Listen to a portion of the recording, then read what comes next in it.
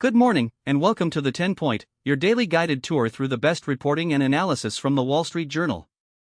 I'm your host, and today is Saturday, July 25, 2026. This edition was curated and edited by Barbai Hazarika and Brian E. Watson, in collaboration with Editor-in-Chief Emma Tucker. We've got a packed briefing today, from a widening conflict in the Middle East and a Senate race upended in Maine, to a corporate pullback on AI spending, a crisis in sociology, and the last of a dying breed of sports car. Let's dive in. We begin at the top, with Emma Tucker's note from her desk. 5 months into the conflict, the United States and Iran are running up against the limits of what military force can achieve. President Trump is threatening to ratchet up the bombing campaign, while Tehran's militia allies are widening the war across the region.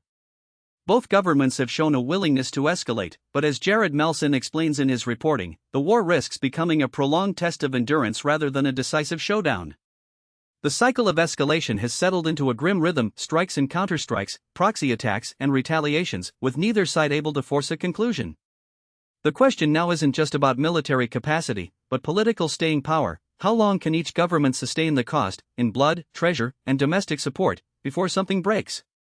Also from the desk, a political story much closer to home.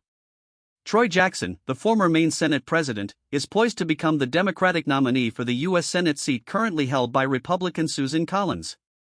Maine Democrats hold a special convention today to choose their candidate, and Jackson enters as the favorite. But he inherits a race transformed by the abrupt exit of Graham Plattner, the Oysterman-turned candidate whose populist appeal had shaken up the primary before he dropped out under still unclear circumstances. Jackson's challenge is to harness that same working class, coastal Maine energy without carrying whatever baggage forced Plattner out. It's a delicate balancing act in a state that splits its tickets more than almost any other, and where Collins has survived by cultivating an independent brand. The convention today will tell us a lot about whether Democrats think they can actually compete here, or if they're settling for a placeholder. Moving to today's headlines, and there are 6 of them, each significant in its own right. First, the White House Correspondents Association dinner was held last night, 3 months after the original event was cut short by the attempted assassination of President Trump. The rescheduled dinner carried an understandably different weight. The traditional roast of the president by a comedian, the glad-handing between journalists and officials, the celebration of the First Amendment, all of it played out against the backdrop of a shooting that injured the president and killed a bystander. The association didn't just reschedule, they rethought the tone. There were tributes to the Secret Service agents who responded, to the journalists who covered the chaos, and a palpable sense that the ritual itself had been marked by history. It was, in its way, a statement of continuity, the press and the presidency, adversarial by design, still showing up for the same room. Second, former Star Supreme Court lawyer Thomas Goldstein was sentenced to 6 years in prison for tax evasion and mortgage fraud. Goldstein, once one of the most prominent appellate advocates in the country, founder of SCOTU's blog, argued dozens of cases before the High Court, pleaded guilty last year to concealing millions in income from the IRS and falsifying loan documents. The sentencing marks a stunning fall for a legal luminary who helped shape the modern Supreme Court bar. The judge emphasized the betrayal of public trust, a lawyer sworn to uphold the law, using his expertise to circumvent it. Goldstein's attorneys asked for leniency, citing his contributions to legal transparency, but the court made clear that eminence is not a shield. Third, the U.S. is set to resume cattle imports from Mexico, lifting a ban meant to stem the spread of the New World screwworm. The parasitic fly, whose larvae feed on living tissue, had been detected in southern Mexico, prompting the USDA to halt imports in a bid to protect American livestock. The ban cost Mexican ranchers millions and strained cross-border trade. After intensified surveillance and eradication efforts, including the release of sterile flies to crash the population, officials say the risk is contained. The resumption is a win for both countries' agriculture sectors, but it's also a reminder of how fragile the biosecurity envelope is: one breach, one undetected case, and the border slams shut again. Fourth, Taylor Farms asked the White House to delay a recall tied to the Cyclospora outbreak, saying it wanted more proof and more time before being publicly linked to it. The produce giant, a major supplier of bagged salads and vegetable trays, was implicated in a multi-state outbreak of the intestinal parasite. The FDA and CDC were moving toward a public recall notice. Taylor Farms pushed back, arguing the epidemiological trace wasn't definitive and that a premature recall would destroy product and consumer confidence unnecessarily. The White House intervened, unusually, to mediate. The episode highlights the tension between public health speed and corporate due process, and the political weight a major employer can bring to bear when a recall threatens its brand. Fifth, Paramount said its merger with Warner Bros. Discovery is on hold until legal challenges are resolved or June 1, 2027, whichever comes first. The deal, which would combine two of Hollywood's storied studios and their streaming services, has faced regulatory scrutiny, shareholder lawsuits, and debt market skepticism. The extended deadline, nearly a year out, signals both companies expect a long fight. In the meantime, they operate separately, bleeding cash in a streaming landscape that has turned brutally competitive. The hold is, effectively, a pause button on a consolidation the industry assumes is inevitable, but the courts and markets keep delaying. And sixth, after a secret trip to Ukraine, right-wing provocateur Laura Loomer says she was duped by Russian misinformation and now calls Ukraine an essential ally. Loomer, a far-right internet personality with a history of anti-Ukraine rhetoric, traveled to Kyiv on what she described as a fact-finding mission. She met with officials, visited frontline areas, and came away saying her previous views were shaped by Kremlin narratives. Her reversal is notable less for its sincerity. Critics note her history of performative pivots than for what it says about the information war. Even committed partisans can be moved by ground truth, or at least claim to be. Whether her audience follows is another question. Now, from the markets, three stories that together paint a picture of an economy at a crossroads. A lobbying fight between Apple and Micron over Chinese memory chips will likely force the Trump administration to choose between cutting prices for consumers and increasing domestic semiconductor production. Apple wants access to low-cost Chinese-made memory, specifically, chips from YMTC, a state-backed Chinese firm, to keep iPhone prices down. Micron, the Idaho-based memory giant, argues that allowing YMTC into U.S. supply chains undermines the very domestic production the CHIPS Act was meant to boost, and poses a national security risk. The administration is caught between its own industrial policy and the inflationary pressure of expensive components. Whatever it decides, one powerful constituency loses: either consumers pay more, or a strategic industry loses protection. Chevron is pressing the Trump administration to help protect a pipeline that carries Kazakh oil to the Black Sea after Ukraine's attacks threatened exports. The Caspian Pipeline Consortium line, which runs from Kazakhstan's Tengiz field, where Chevron is a major partner, across Russia to the Russian port of Novorossiysk, has been targeted by Ukrainian drones. Disruptions have cut Kazakh oil exports by hundreds of thousands of barrels a day. Chevron wants U.S. diplomatic and possibly military pressure to secure the route. But the pipeline runs through Russia. Protecting it could be seen as protecting Russian infrastructure. The administration has to weigh energy markets, great power dynamics, and the optics of shielding a sanctions-targeted country's export artery. And a wild week of AI sell-offs, soaring oil prices, and rising treasury yields ended more calmly, but the S&P 500 and Nasdaq still logged back-to-back weekly losses for the first time since March. The AI trade, which had carried the market for months, cracked under profit-taking and skepticism about near-term returns. Oil spiked on Middle East supply fears. Yields climbed on sticky inflation data. The calm at week's end was relative volumes were light, volatility elevated. But the consecutive weekly drops are a technical signal: the market's leadership is narrowing, and the macro backdrop is hardening. Investors are asking whether the AI premium is justified, whether the Fed is done cutting, and whether geopolitics will keep oil bid. No clear answers yet. Now, our Read It Here first story, and it's a big one. Corporate America has decided to stop blowing money on AI. Companies are coming around to a radical idea: they don't have to blow their budgets on artificial intelligence. Instead of relying on a single provider, they're increasingly mixing lower-priced models, including some built in China, alongside products from OpenAI and Anthropic, shopping a la carte for AI the way they shop for cloud storage. The shift is changing the economics of the industry and forcing AI companies to fight harder to keep customers, report Angelo Young, Catherine Bindley, and Tina Lee. This is a profound inflection point. For 2 years, the narrative has been, spend whatever it takes, the model quality gap is unbridgeable, lock in with the leaders. Now, CIOs are realizing that for many use cases, summarization, coding assistance, customer service routing, a $20 per million token Chinese open-weight model performs indistinguishably from a $60 model from a US frontier lab. They're building abstraction layers that let them swap models per task, per cost, per latency requirement. The switching costs are collapsing. And the Chinese models, from firms like Zhipu, Moonshot, DeepSeek, are not just cheaper, they're optimized for inference efficiency, meaning they run faster on less hardware. That matters when you're deploying at enterprise scale. The ripple effects are already visible.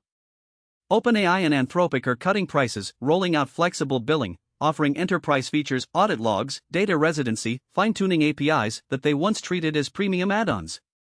They're acting like SaaS companies in a mature market, not monopolists in a land grab. Venture capital is noticing. The foundation model investment thesis assumed winner-take-all dynamics. If the market fragments into a commodity layer plus specialized verticals, the returns shift from the model builders to the application layer. And the geopolitical dimension is unavoidable. US companies adopting Chinese models, even open-weight ones, raises export control and data sovereignty questions the administration hasn't fully addressed. The AI arms race just became a price war. Next, the Saturday essay, and it tackles a crisis that's been building for years. The biggest challenge facing sociologists may be themselves. Sociology has long been tasked with investigating society's most pressing challenges: inequality, polarization, institutional decay. Today, though, the discipline is embroiled in an ideological and existential battle of its own, one that is increasingly public and, at least in part, of its own making. In the Saturday essay, Pamela Paul examines the growing divide over whether sociology's mission is to pursue objective truth or advance social change, and what that means beyond academia. Paul traces the fracture to a gradual shift in the field's self-conception. Where sociology once aspired to the methods of natural science, hypothesis, evidence, falsifiability, many leading departments now frame their work explicitly as engaged scholarship or public sociology, where the goal is not just to understand the world but to change it. That's not new. Think of the Chicago School, or C. Wright Mills, but the balance has tipped. Journals, hiring committees, and professional associations increasingly evaluate work through an ideological lens. Does this research advance equity, dismantle oppression, center marginalized voices? Papers that don't, or that produce inconvenient findings, face rejection, retraction campaigns, or professional ostracism. The consequences spill out of the academy. When sociologists serve as expert witnesses, advise policymakers, or shape diversity training in corporations, their methodological commitments matter. If the field's internal norms prioritize advocacy over accuracy, the credibility of its public interventions erodes. Paul cites cases where widely cited studies on policing, gender, or poverty failed replication, and where the field's response was to attack the replicators rather than re-examine the work. She also notes the brain drain: heterodox scholars leaving for think tanks, data science, or journalism, while graduate programs select for ideological conformity. The result is a discipline less capable of self-correction and a public less willing to trust its pronouncements. The essay doesn't argue that sociology should be value-free, it argues that it cannot serve two masters. If it chooses advocacy, it should own that choice and stop claiming the authority of science. Now, let's go inside KPMG's bootcamp for the AI era. We visited the firm's sprawling Florida Lakehouse campus to see how it's preparing the next generation of accountants as AI changes their industry. Scavenger hunts, whodunit fraud cases, and teamwork challenges are helping reshape how KPMG trains new auditors. The Lakehouse, a 55-acre, 800,000-square-foot facility near Orlando, feels more like a tech campus than an accounting firm's training center. There are simulation labs, collaboration pods, a digital garage for prototyping AI tools. The curriculum has been rewritten from the ground up. New hires don't just learn gap and sampling methodology, they learn prompt engineering, data pipeline architecture, and how to audit algorithmic systems. The scavenger hunt?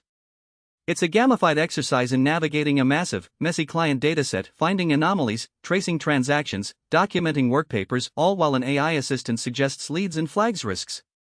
The whodunit fraud case is a multi-day simulation where teams investigate a synthetic corporate collapse, interviewing witnesses, actors, analyzing journal entries, and presenting findings to a board, partners. The AI tools are embedded throughout. They draft the initial risk assessment, they generate the interview scripts, they summarize the evidence. The trainee's job is to verify, challenge, and synthesize. KPMG's bet is that the auditor of 2030 won't be a checklist follower, they'll be a judgment engineer, someone who knows how to direct AI, interrogate its outputs, and take responsibility for the conclusion.